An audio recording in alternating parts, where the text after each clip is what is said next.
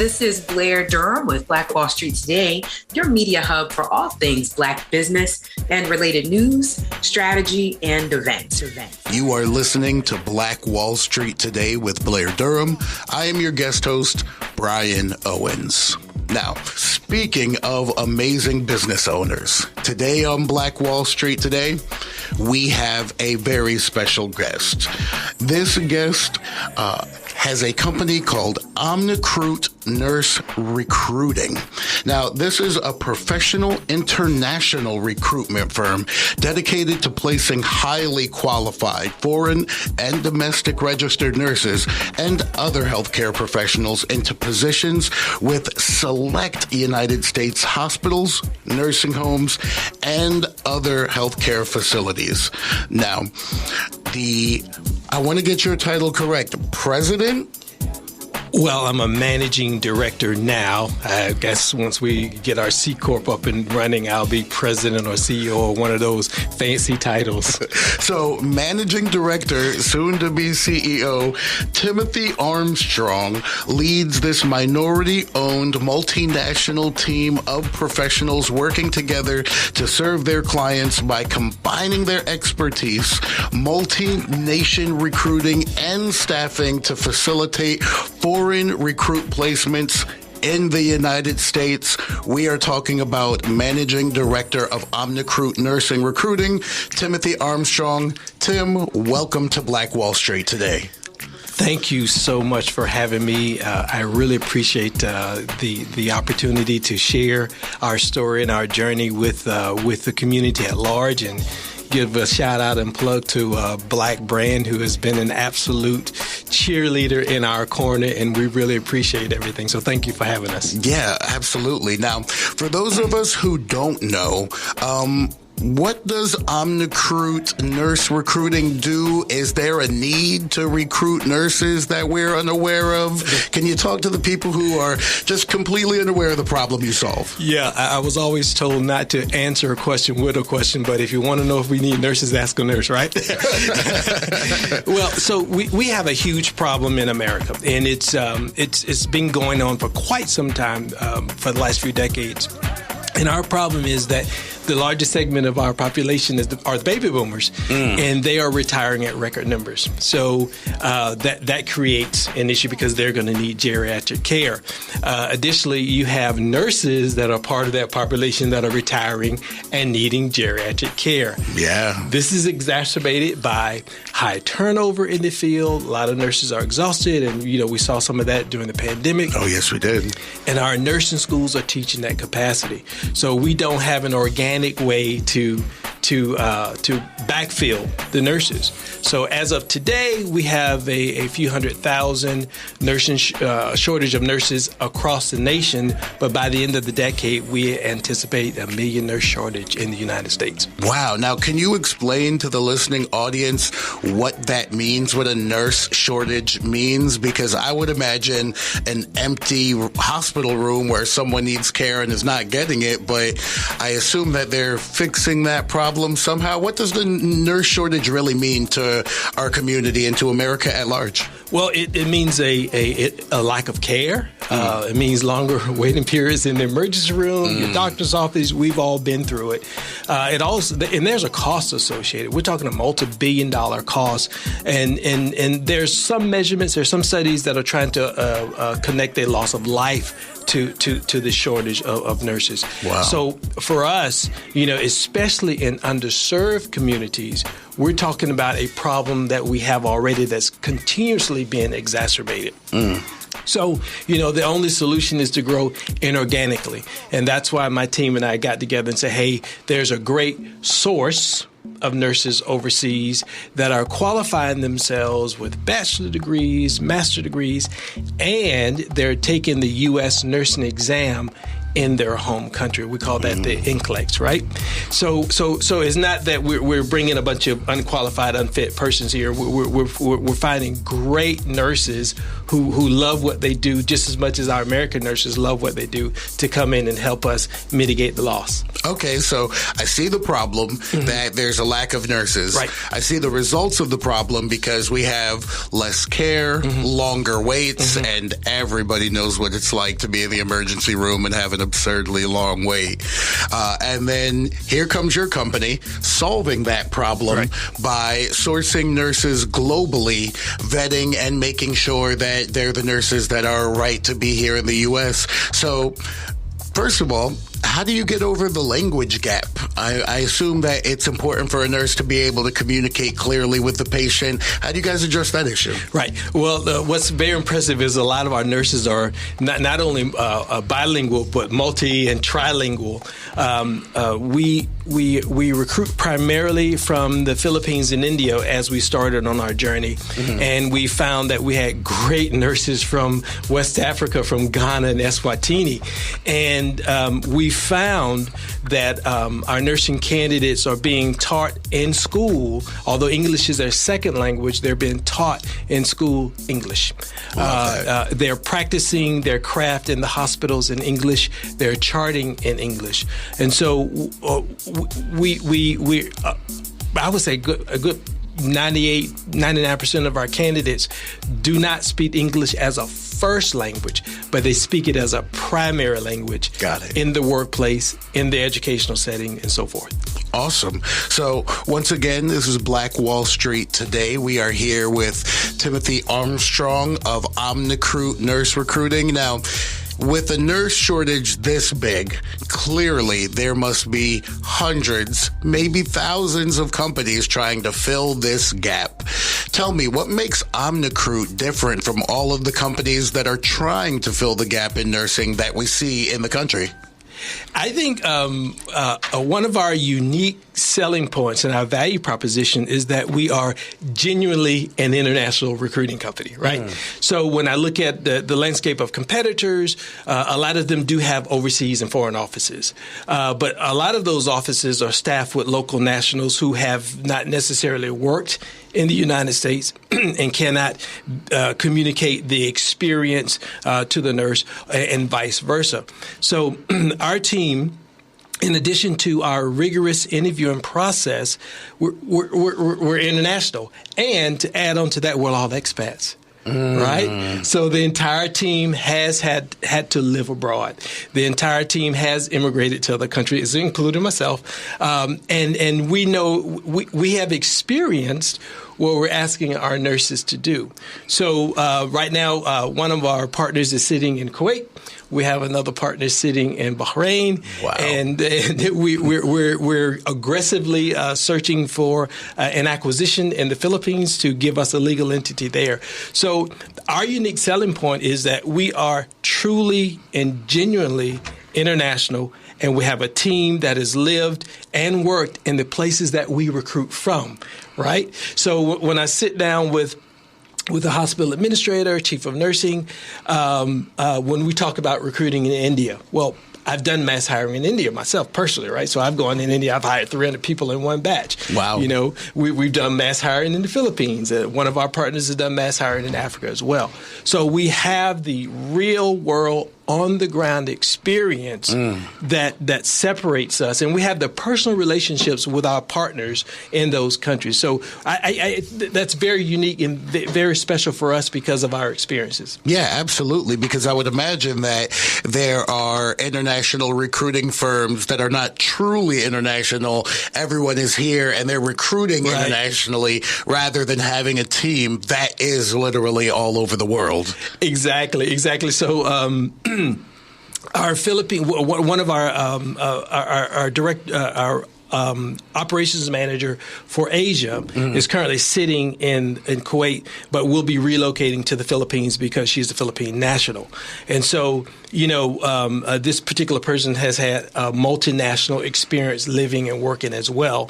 So we're literally sitting all over the world, and you know, scheduling meetings is a nightmare because we have to flip a coin. Who's going to stay up late and who's going to get up at 4 a.m. and take a meeting in the morning because we're sitting in 3 different time zones here in the United States, and we have 3 different time zones overseas that we're working in.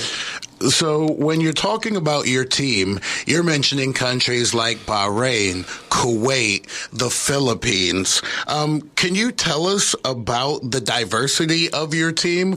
Is your team from these places? What's the team look like? Tell us what that makeup is. That's a great question. I was asked that question by a senior executive at one of the local hospitals when I was pitching the company, because we're people of color recruiting people of color. I mean, when you look at actually what we do, we're people of color who recruit people of color.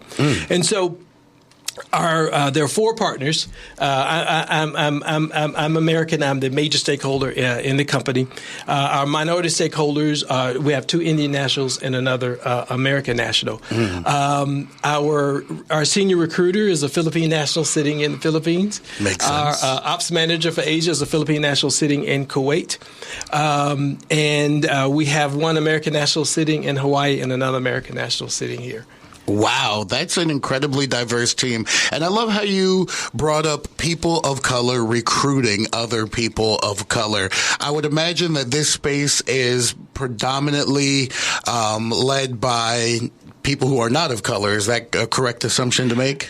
Yes, absolutely. And we don't target the Western countries because they're going through some of the similar problems that we are in Germany and Sweden and in the UK and even in Canada. And hopefully, if the Lord's willing, we'll be able to source nurses for Canada as we look forward into year 3 and 4 of our operation. But the space is mostly occupied by persons who would not fit the bill of a person of color. Now, recruiting nurses internationally does not sound like a 5-year-old boy's dream. So when did you realize, what experience did you have that led you to this expertise? When I was a boy, I wanted to be a fighter pilot, but my fear of heights and my nearsightedness took care of that. I think, me and the partners, we've known each other since 2006. We all worked in Kuwait together. Yep. And, I think it's very good recruiters get frustrated with their non-recruiting bosses. And so out of frustration, we said, well, we should just form our own company.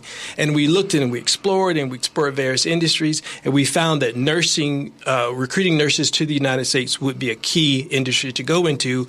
But back then, we had a huge problem with visas, with H-1Bs. And so forth and so on. So fast forward a decade and a half, we've seen some changes to the H-1B problem. COVID helped to eliminate a lot of long lines. I'm sure. So those lines don't exist anymore. And we have creatively understood through consulting with immigration attorneys other visa options for various nationalities and countries. Like for our Indian candidates, there is a long line for the H-1B. Yeah. Although our hospitals, who are teaching hospitals, don't necessarily have to abide by the H-1B quota. They get a special pass. But the H-1B will not work for our Indian nursing candidates. So we have a couple of other options that I'm going to keep in my pocket for now so that my competitors won't understand our trade secret. But it's all legal. No, absolutely. And I appreciate that. So we've spoken about the diversity of your team. Let's talk about the expertise of your team. What kind of expertise are the members of your team bringing to this project? Yeah, when you look at us 3 founders, we have 78 years of recruiting experience between 3 of us. Wow. And that means we all have gray hair. And we have 48 years of international experience. And so for me, I have lived in 6 different countries, and I have recruited from maybe a dozen different countries, including Southeast Asia and the Middle East, and of course, Western countries. So we bring pure recruiting experience. Now, we are new in the nursing space. There's no secret about that. But we at the end of the day, we're all recruiters.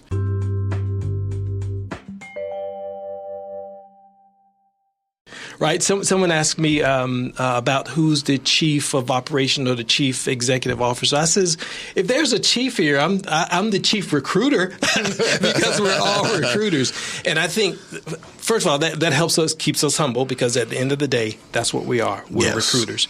And so we bring that very, very finite skill set to the table. We understand immigration. We understand recruiting. We understand international recruiting. And we're learning and understanding recruiting for nurses here in America.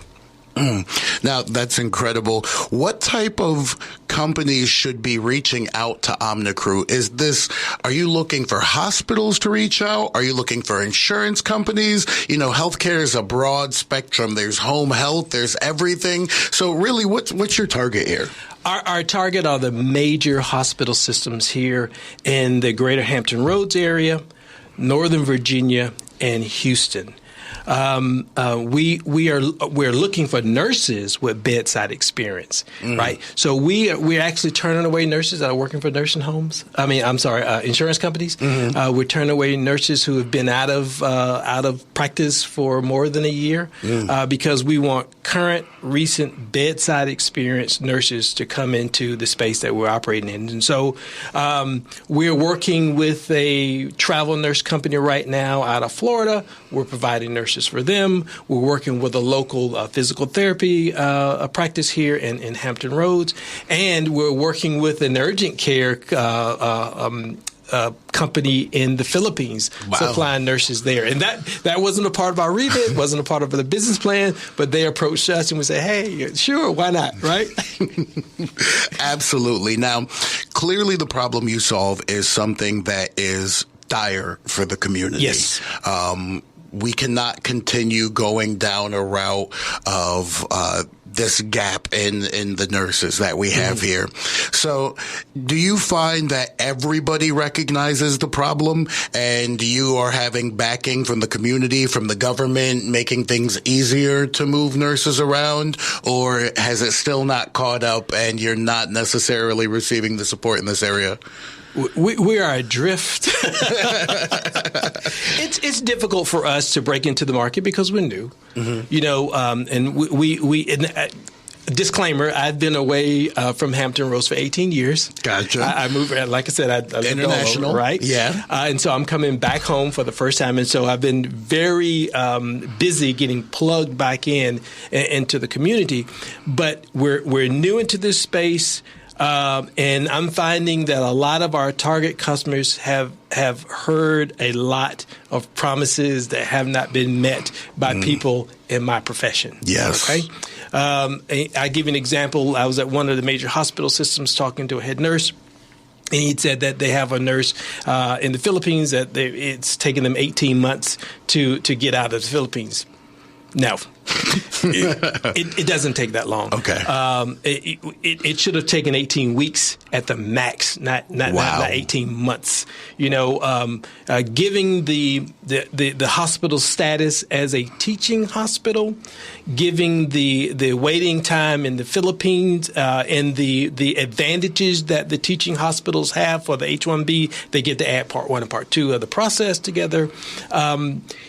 You could literally probably have a Philippine nurse with all the credentials and approvals put together. You could probably have them in 30 days. Wow. And that is literally because COVID helped to eliminate that long queue of people waiting for their interviews over at the embassy. And you have a teaching hospital who doesn't have to meet that quota of the H-1B. So, my response to this caregiver was, hey, why don't you invite us in? We'll have a talk with you, see what's going on with your nurse. And if we can't help you with that one, we got, about 30 of them that we can help you with. And so getting over the hurdle of doubt, getting over the hurdle of being new, that's one of our biggest challenges. We're asking for a seat at the table. We want to be heard and we want to be present. And so that is our challenge right now. Absolutely. Now, in our listenership, there are both small business owners and entrepreneurs and aspiring entrepreneurs. Now, in the Black community, a vast majority of our businesses are what we call solopreneurs, or just single person firms. Now, you're coming in with an entire team that is international, that is diverse, that are experts. Can you talk about what it is to put together a team, what you're looking for in teammates, and also importantly, what you have to bring to a team? Wow, that's a great question. For me, it was, our common desire to work for ourselves. Yes. And it was a common desire to do it together, and our love for what we do. The best thing in the world, I often tell people I have the best job in the world as a recruiter, because I get to meet so many different people, learn so many different things, and go to so many wonderful places. That's what recruiting does. And so when you put together a team, you're looking for like-minded individuals that you can get along with. That's a piece. And you're looking for some people that you can absolutely trust, because we've all, put our fortunes on the line here. We've invested a lot of money into the organization thus far. We're 2 years in. And we're like-minded. We can get along. We trust each other. And when I am building a team, I'm looking for people that are smarter than me. Right? I have got to have a team of people that are smarter than me. And I give you one example. So our operations manager for Asia, I was actually in Kuwait working my day job till my dream job paid. And I interviewed this person for a position, and the company that I worked for at the time did not hire her. And I told her, I says, you're a great candidate. I want to talk to you a year from now. Can I call you back in a year? And I literally called the person back and says, hey, you remember me? We talked a year ago about this position. I got a different position for you. Because I recognized at that time, this is a sharp individual that I would love to have on my team working with me. Wow. That type of foresight is very impressive. Very rarely do we hear stories about someone saying they're going to follow up a year later and then actually following up a year later. That is incredible. That's something that I teach my recruiters. If you have a great candidate that is not a fit for your organization at that time, put them in your diary for a year from now. Or if you made an offer and they turned you down, or if you just couldn't make it work, get their permission to reach back out to them 6 months, a year later. Put it in your diary, put it on your calendar, and actually reach out to them, because great talent is great talent. It is always nice to go back. It makes your searches a lot easier. Wow, that's incredible vision and leadership from you. Now, there are definitely people listening right now hearing about OmniCruit. Some of them may work in hospitals and think, hey, we could really use some qualified nurses. Some of them may be in business or investors and are wondering, how can I get in on this OmniCruit thing? For all of these groups of people who are interested, how can they reach out to you or to OmniCruit to ask questions and be more involved? Sure, absolutely. You can, first of all, visit the website. It's a really cool website, OmniCruit.us. OmniCruit.us. Right.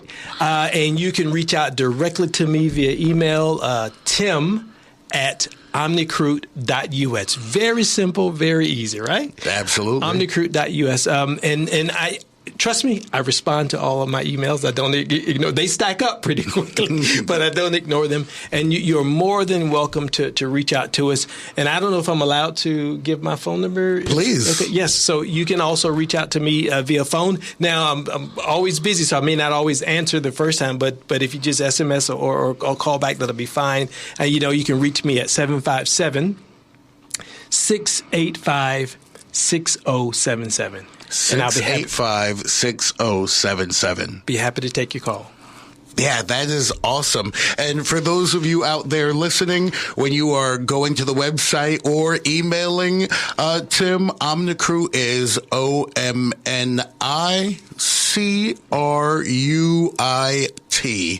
Omni like every, and Crute like recruit. OmniCruit. Bingo.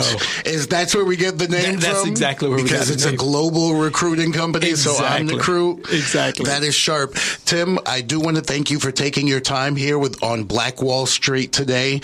Something that I like to leave on, because we have aspiring entrepreneurs listening all the time, and you being who you are play a leadership role in areas sometimes where you don't even realize that you are being a leader, and there are always eyes watching. Always. So for the aspiring entrepreneur, what advice would you give them about starting their own venture and really going through the drudgery and the obstacles that is this journey?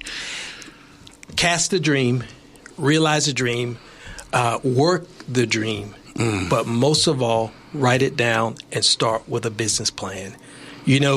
Starting with a business plan, and your business plan can be a one sheet of paper and bullet points, right? Yeah. Because it helps you to focus your ideas, and the more you write, the more you write.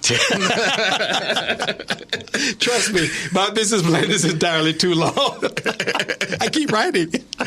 Well, and I'm actually glad you brought that up for all the aspiring entrepreneurs listening, and even the active entrepreneurs listening, that the business plan is really a living, breathing document that will continue to evolve as you gain more information as an entrepreneur, as you develop more partners, as you access capital. This thing is always going to change. So I do like you encouraging the habit to be always writing in that business plan, because yes, the more you write, the more you write. That is an absolute truth. And you have a lot of people that I would encourage you to get mentors, right? Get mentors to take a look at it and get someone to gut check it, especially someone that you love and trust. I've asked my mother to read it. My mother's a really, really smart lady. Just read that, because everyone, you don't have to be a venture capitalist or investor to be able to read the business plan and make sense. I need to be able to give that to anybody, and they read it and it makes sense, right? Because it's your business plan is not very scientific. It's just your roadmap. And get those mentors to read it. Get the people that you love to read it, and ask questions. And the more they ask questions, the more it's going to trigger your thought process. And then there you go. You're going to go back and write. And they're going to ask questions. The people around you, they're going to ask questions that your venture capitalists are going to ask. And it's best to get that practice and have those answers ready. Absolutely. Tim Armstrong dropping gems today. I'm in full agreement to everything that he just said. If you have a passion, if you have an idea, if you have a dream, write that down. And you might not have a venture capitalist friend. You might not have a business expert, but I'm sure you have some smart people in your life. So start off with those smart people in your life and get a good gut check of that business plan, because as Tim pointed out, they are going to ask you the questions that will inspire you to develop that business plan and continue chasing your dream. Once again, that's Tim Armstrong from OmniCruit Nurse Recruiting. You can email him at tim@omnicruit.us, or you can give him a call at 757-685-6077. Thank you so much, Tim, for joining us on Black Wall Street today. We will be back next Sunday morning with another brilliant entrepreneur telling you about their journey and giving you tips about how to chase your own dreams. We'll see you next week. Phenomenal. Stay with us online at Black Wall Street Today on Facebook and Black Wall Street Today on Instagram, and then follow us on Twitter as well at BWS Today. We look forward to talking again next week. Have a wonderful week. I have said, and I will continue to say, that the most important priority for the Black community is the Black community, not a particular political party. Phenomenal. Hey, yo, when I say Black, you say Wall Street. Black Wall Street. When I say Black, you say Wall Street. Black. When I say Black, you say Wall Street. Black. When I say Black, you say Wall Street. Black. Black Wall Street. Black Wall Street.